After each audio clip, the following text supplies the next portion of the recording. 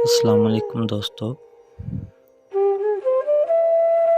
मुनीर साहब फरमाते हैं, इतने खामोश भी रहा ना करो, इतने खामोश भी रहा ना करो, गम जुदाई में यूं किया ना करो।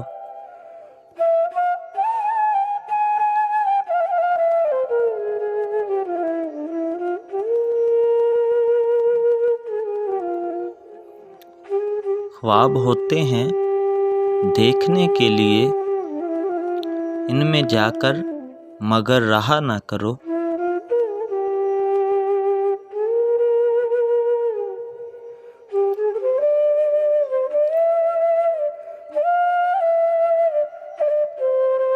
कुछ ना होगा गिला भी करने से, कुछ ना होगा गिला भी करने से, ज़ालिमों से गिला किया ना करो।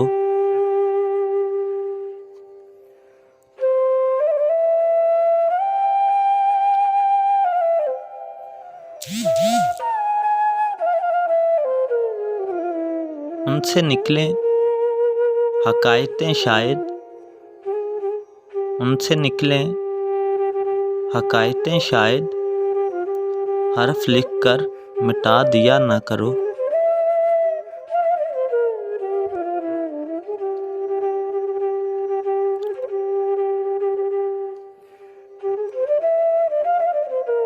अपने रुतबे का कुछ लिहाज मुनीर,